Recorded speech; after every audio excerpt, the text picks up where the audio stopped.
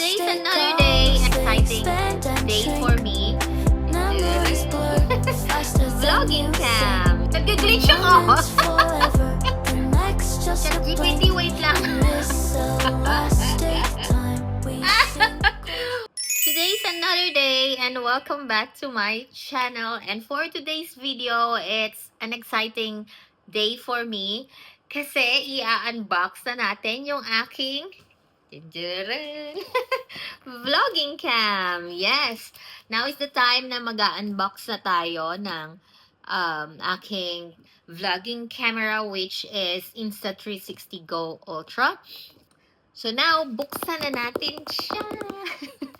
Buksan na natin siya. Pagpasensyahan nyo na kasi tiyagain nyo na lang ako dito sa aking setup. Okay? Dahil hindi naman tayo professional content creator or vlogger, medyo hirap tayo. So, dito lang tayo sa ating coffee table mag-unbox. Buti tumigil na yung aking ang ingay kasi nitong pure air purifier. Pero, that's how it works. Kapag medyo may maduming amoy sa air or some noise sa air, smell sa air, gagana siya. Kasi pag nagluto yung kapitbahay namin, parang pumapasok dito yung amoy. Yun lang. Anyway, buksan na natin without further ado. Let's unbox my vlogging cam. Nagtataka yung pusa ko. Anyway, yan. Tanggalin na natin siya dito sa box. Ang hirap pala ng ganito. Maliit na nga ako. Wala pa akong table. Nasa coffee table pa ako. Nakaupo lang ako sa sahig. Anyway, I don't care. Let's just open this baby. And eto na siya. So, wait lang. Ano yan? Anong tawag doon? Anong tawag doon? Kumbaga yan yung main event. So, mamaya na yan. Ito muna. Itanggal na natin siya sa tanggalin na natin siya sa doon sa box niya.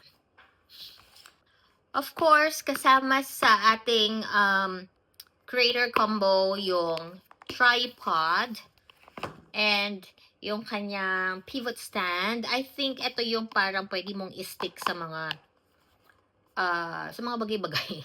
Sa sasakyan, sa mga ganon. Basta yun na yun. Ayan yung example niya. Bubuksan ko mamaya.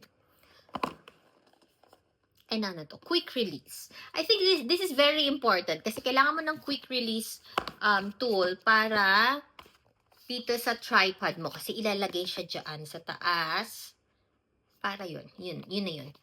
Walang kakwenta-kwenta unboxing pero hindi talaga ako magaling mag-unbox, mga may. Hindi talaga. Para sa inyo, I'll try my best. Ayan! Perfect! So, buksan na natin to. Hindi rin ako handa. Wala tayong blade. Wait lang. And oo nga pala, meron na rin pala tayong anong tawag dito?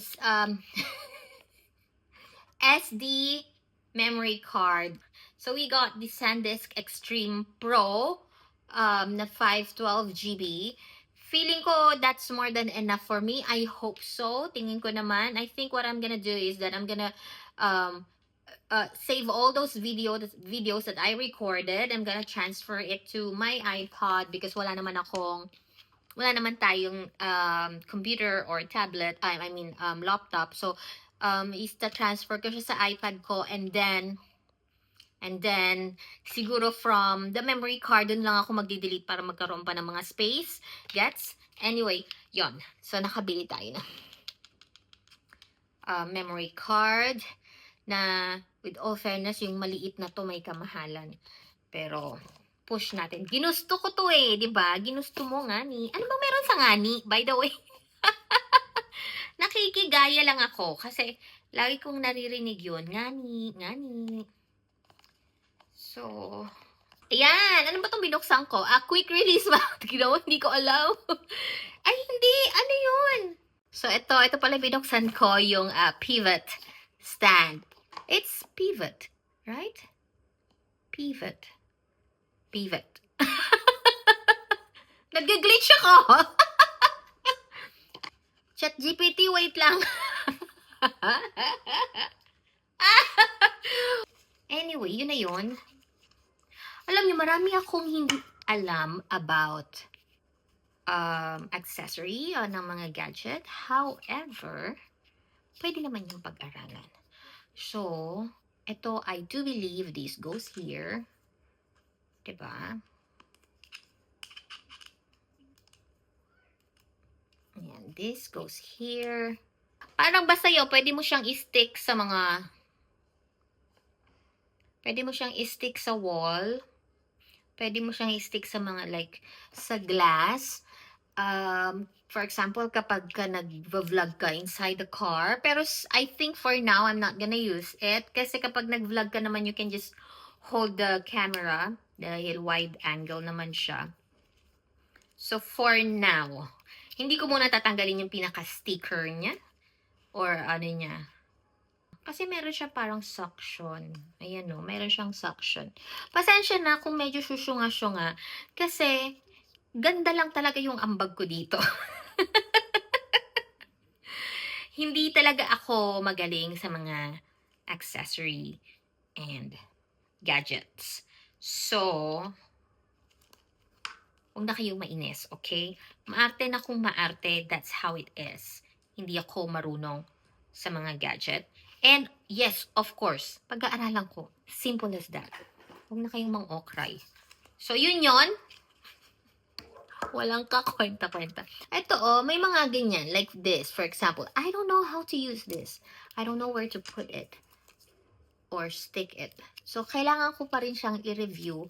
Yes, nanonood ako ng mga reviews, pero hindi yung reviews na ganito, na detailed of how to use these things. So, yun pa yung pag-aaralan ko. And, meron naman siyang manual na kailangan ko ng salamin. Either way, meron siyang manual. So, nothing to worry about. Next, we'll proceed to, it's funny, no, that I'm unboxing it and again, I return it in the box. I don't know, meron lang akong ganong ugali na kailangan ibalik siya ng maayos at kung paano mo siya binuksan, ganun mo rin siya dapat ibalik.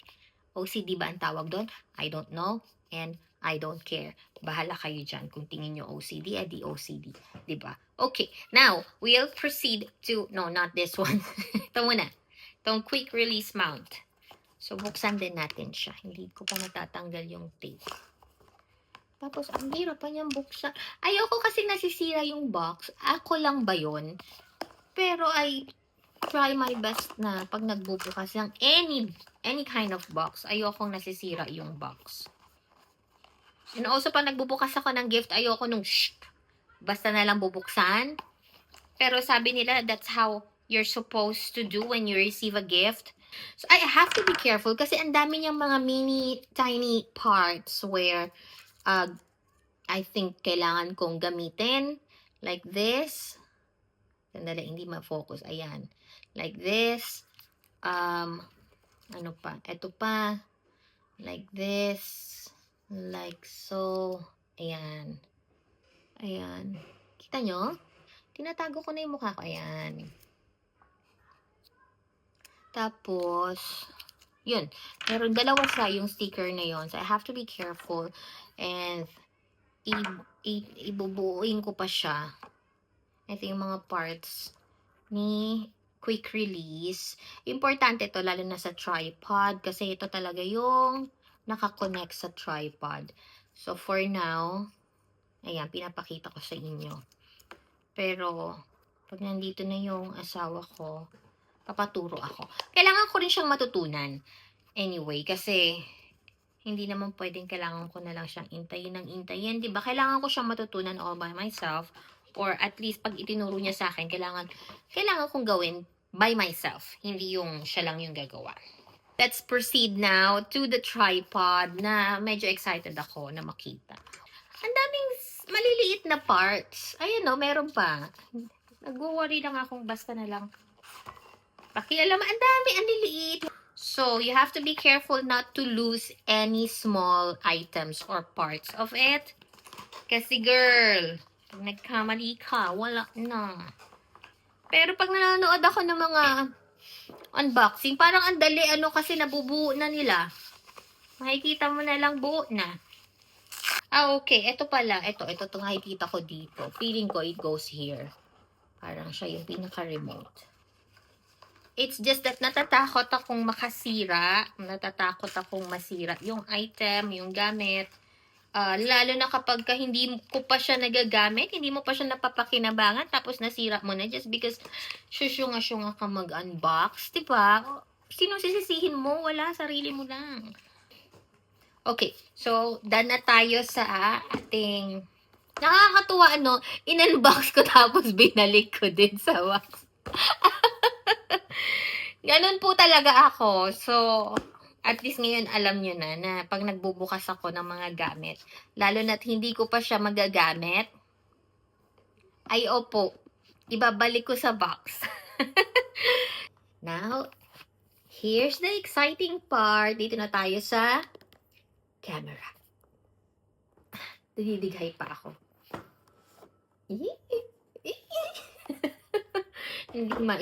Hindi ma-contain ang happiness. Ayan siya.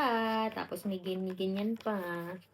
Anong laman? Okay, dito muna tayo sa side natin. Ang laman niya, of course, yung kanyang manual, quick start guide, my sticker, warranty card, and extended warranty card. Okay. Let's move on sa mismong camera. So, ito na yung mismong camera niya. Ang ganda! Ang liit! Ang liit! Ala! Wait, pakita ko sa inyo. Mayroon akong chocolate dito. Almost ka size niya. Almost.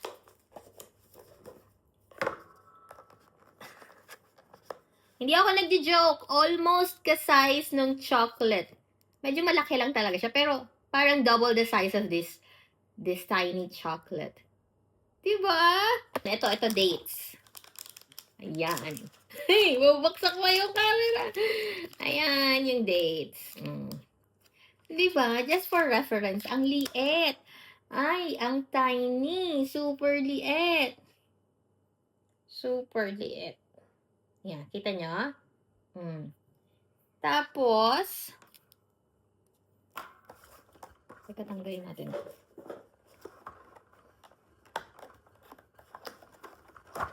Nasa loob yung pinaka-katawan niya eh. Ayan, ito yung kanyang charging cord and ito yung kanyang magnetic, I don't know how you call it, magnetic necklace. Ayan, pagka gusto mo na POV lang ang iyong shot. Uy, kumapit. Ayan. Suotin mo siya. And then, ayan. Wait lang, ang bilis. Ayan. So, ayan. Ayan yung POV shot mo. Kita nyo ba? Ayan. So, that's how it works. Dito yung kanyang pinaka-charging cord. USB-C naman siya. So, pwede nyo i-charge sa kung saan din yung iPhone charger nyo. Ito, parang clip. I don't know the exact term, pero you can use it, clip it. Like for example, nag-grocery kayo, ayan, pwede nyo siyang i-clip. Ang problema lang pala, parang hindi uubra to sa kuko ko. Basta ganon, isusok-sok nyo siya. Yun. Ito yung pinaka-lanyard niya. Buksan na natin, gusto kong makita. Dito yan. Dito mo siya ikakabit. Ayun, doon. Doon sa may butas. Mamaya gagawin ko. Ito na yung camera. Yung pinaka-body ng camera. At nandito na rin yung kanyang, of course, yung screen. Monitor screen. Ang cute! Like. Diba? Wait.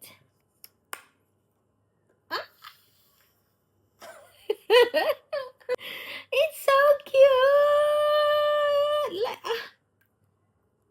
Ano ka dyan? Ang cute, ang liit! Well, for obvious reason, diba? Ang liit ng screen nito. Alam niyo yung screen niya, Basta maliit compare sa mga phone, which is yung phone yung gamit ko sa pagwa-vlog na very obvious pa rin. So, pwede ko siyang iganyan. Pwede rin kahit hindi ko tignan yung camera. 'Di ba? Ganyan ko lang siya. Hindi ako masyadong mahihiya. Kasi parang makipag-usap man ako, hindi kasi nila nakikita kung sino man yung mga nasa likod ko, kung ano yung hitsura ko, at kung ano yung hitsura nila sa monitor. Ang cute! Ang cute! Super cute! I'm so happy and excited na gamitin to. Exciting part, tanggalin na natin yung screen, yung kanyang plastic. May sound effect. Okay. Ito pa. Ito pa. Bibili ako ng silicone case para just in case din na mabaksak ko to, na wag naman sana. Pero just to be sure, kasi there are chance, yung phone ko nga, minsan madalas na parang biglang dumudula sa kamay ko. So, delikado, di ba? So, ayan. I think, ayun. Loading. Loading. Oh! Excited next. Set up natin. So, please download the Insta360 Go app in the Apple Store, in the App Store, or Google Play Store to activate your camera. So, kailangan ko pa siyang i-pair. Hindi ko pa nada-download, so magda-download muna ako. And para ma-pair ko na and ma-set up ko na siya. So, anyway, isa-set up ko na siya. Download ko muna yung mga dapat kong i-download para ma-pair siya, and then siguro iayos ko na rin yung tripod para lang magkaroon kayo ng better perspective kung ano yung magiging hitsura niya. But for now, I am confident to use it this way na napakaliit lang niya. Ang liit. As in, ang liit. Ang saya. Ang liit. Ang liit. Ang saya sa maliit. Di naman. Okay. Wait lang. Papaliwanag ako. For a vlogging cam, yes. Ang saya na maliit. Okay. Walang... Cut. Okay. Ang liit niya.